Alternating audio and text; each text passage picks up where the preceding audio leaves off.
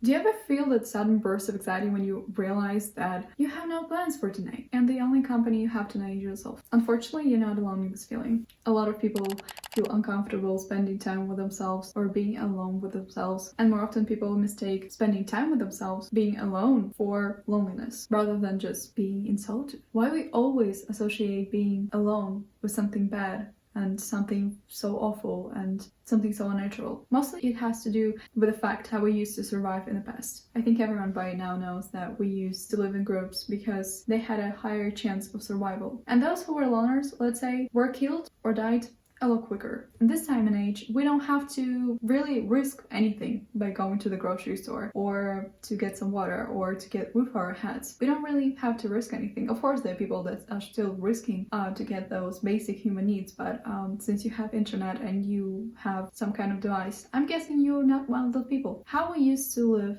and survive in the past is not the only reason why we feel it's so unnatural and we feel like it's something pathetic when we are alone or something bad. It has to do also with the media. We rarely see TV shows or movies or advertisement that portrays being alone, solitude overall, in a positive light. Right now there's probably more media on how being alone is so cool, how solitude is necessary, especially from social media. But when we were growing up, it wasn't like that. There was no positive light on being alone. It was mostly negative one. So we have to learn how to change our mindset and stop feeling that prejudice towards being alone. Like, oh, it's something bad. It's something I want to avoid. It's something bad. I will surround myself with people that don't actually care about me, but at least I won't be alone. I'll just have friends for the checkpoint of having friends, but they won't actually care about me and I won't care about them, but at least I will have friends. We have to change that mindset, because if you're surrounded by friends who do not care about you and you don't really care about them, or you care about them but they don't care about you, that's the reason why you have to learn how to be alone. Because when you accept crappy treatment from other people, it means that you don't know yourself, you don't have boundaries, you don't really know yourself, you don't have your own value. And you have your own value and you are valuable and you are amazing, but you don't know that yet because you never took the time out of your day to just think about it, just get to know yourself, to just wonder about who's that person I see reflection of every day for decades. What is this person's favorite movie? Why does that person love that movie? You never took the time out of your day to just get to know you. And I filmed a video about that, and it's gonna be somewhere here, I guess, about 5 steps how to start actually spending time alone and actually enjoy it. The next one is also we fear isolation. And 2020 was a great example of that. For example, me, I was never a person that would be by myself. I always had a big group friend, or when I didn't, I have my best friend who I spent my whole time together. But I didn't have when I was alone, I would go to friends, I would go to cousins, I would go somewhere, just play with kids around the neighborhood. I couldn't be alone. And then 2020 happened and I really didn't have a choice. And I'm like, I cannot see my friends. I cannot hang out with them. And I was stuck with myself. And I was so, I don't know. I hated myself. I saw myself every day. I was with myself and I'm like, I'm so tired of this. And I started drowning myself in TV shows, in movies, in food, everything I could put my mind to, just not to actually be with my thoughts and just someone to entertain me, because I couldn't really stand my own thoughts. But then I kind of got used to it, and that's how I started my self-improvement journey, let's call it like that. I started reading, I started learning English because it's not my first language. I started doing so many things, and when the quarantine stopped, I was such a different person from my friends. My friend group doesn't fit me anymore, and I wasn't so developed to get another friend group, because I was in this halfway. These are my previous friends and these are my next friends, and I was somewhere here in the middle. I could go there, it was easier to go to old friends, but I don't know, I didn't want to, and I started reaching for the new ones, and that's how it started. I couldn't bear the thought of being by myself, but it's an ongoing process.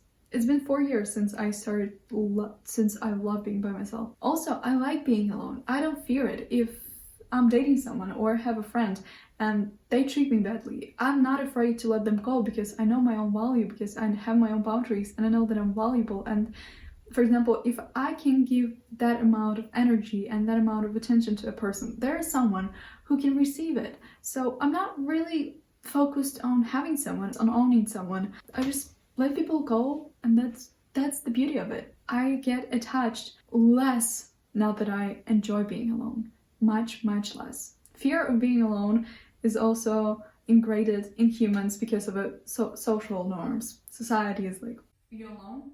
You a loner? What is wrong with you? You don't have friends? Oh, it's because you're too weird. You're too weird. You don't have friends.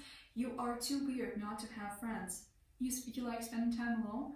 Oh my god, such a pathetic, fat, little person you are. Oh my god.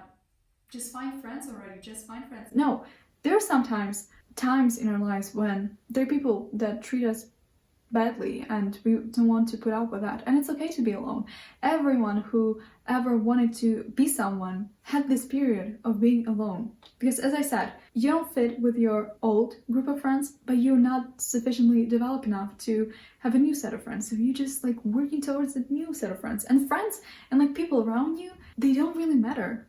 At the end of the day, you are with you. Like, who was there every night where you're going to sleep, where you were crying, when you were feeling that emotion? You were there for you. So just become your best friend. So it's rather than searching for that best friend, rather than searching for that significant other, be your own friend, be your own significant other. Love yourself, take care of yourself, get to know yourself. Spending time alone also challenges your belief system. Here's again where society steps in and like saying all the bad things about being alone. And also, people put labels on introverts and people who like being alone, like, oh, you like being alone? You're an introvert. That's not how it works. And society gets that wrong. And you listen to people who don't even know the difference between being alone and lonely, and don't even know the difference between being extrovert and introvert, what they mean. And to people who never actually imagined their life without someone else, and they're relying their whole life, their happiness, their everything on other people, which won't benefit them. Like, if it's okay now, it won't benefit them, because people are not in your life forever. You are in your life forever. I'll tell you 10 benefits of spending time alone. First one is self-reflection, which means getting to know yourself. Second one, increased creativity, which lets your creativity loose and just shut down these external factors and like let it loose. No people, just your creativity.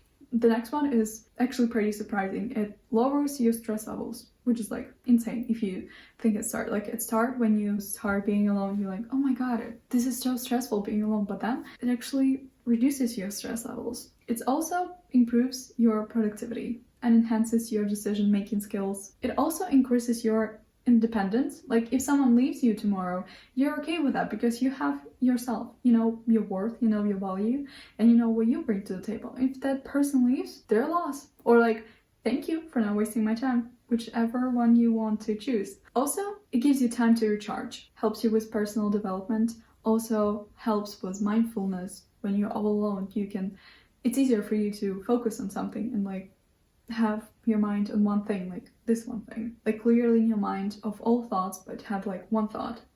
I think people mostly usually confuse that meditation or mindfulness is something like you have no thoughts.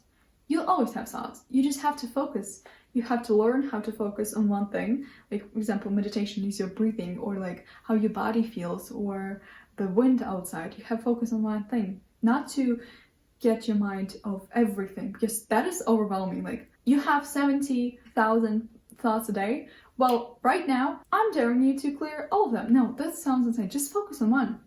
So maybe that'll help you with your meditation mindfulness also. And it also helps you to regulate your emotions effectively. And I'm not saying that having people and being with people is bad. I'm saying that you have to learn to be alone, but also have to learn how to be with people, not in harm for yourself. And just enjoy spending time alone, but also spend time with people who benefit you, people who treat you well, people who see who you are, people whose eyes sparkle when you go to them and like, oh, I have a great news. People who are there for you in positive times and negative times and gonna support you. True people.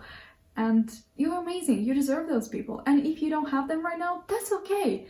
That's okay. We all been there. I've been there when I was crying myself to sleep and I was like, why don't I have friends? I feel so weird. I don't have friends. That's okay not to have them. That's okay not to have them. Everyone goes through that. If you want to go somewhere in your life, you're gonna go through that stage. And I really hope this video helped you in any kind of way. And I hope you liked it. And also don't forget to subscribe, like, whatever influencers tell you to do in the end of the videos. I actually don't know. And like, subscribe, share, or turn on the notifications. You know, you don't have to do this, but that'd be nice. I hope you want to see my face again on your For You page on YouTube. If you don't, that's fine too. I love you. I think you're doing great. I think you're doing amazing. I'm so proud of you. You're pushing it through. And I know that. And I'm your biggest supporter. If you ever need support, I'm here for you. I'll support you no matter what. I think you're amazing. And also thank you for watching this video till the end. I love you all. I love you all so much from the bottom of my heart. And thank you for everything. And also, I'll see you in the next video. And have an amazing day. Bye.